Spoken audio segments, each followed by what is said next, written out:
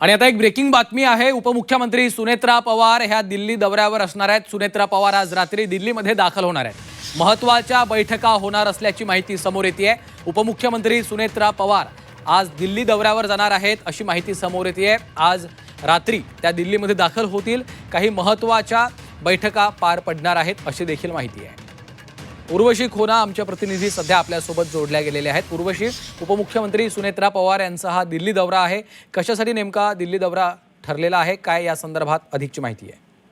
उपमुख्यमंत्री सुनेत्रा पवार हे आज रात्री राजधानी दिल्लीत दाखल होणार आहेत। खूप महत्वाचा हा दौरा समजला जातोय, कारण की त्यांचे एक नाही तर खूप असे 2-3 नेते आहेत ज्यांच्यावरती वेगवेगळे आरोप जे आहेत ते आता सध्या त्यांच्यावरती चालतायत। तर त्या सगळ्या गोष्टींना घेऊन आणि या सगळ्या पार्श्वभूमीवर जेव्हा सुनेत्रा पवार इथे पोहोचतायत तर पक्षाचे अध्यक्ष म्हणून एक इथे काय भेटीगाठी घालणार आहे, तसंच उपमुख्यमंत्री म्हणून महाराष्ट्राचे काय भेटीगाठी घालणार आहे ह्यावरती नक्कीच लक्ष असेल। जे समजून येते ते म्हणजे हे की उद्या ते जे आहेत गृहमंत्री अमित शाह यांना भेटण्याची शक्यता आहे आणि दुसरे जे बडे नेते आहेत एनडीएचे म्हणा किंवा भाजपचे म्हणा त्यांना सुद्धा ते भेटणार आहेत असं समजत आहे।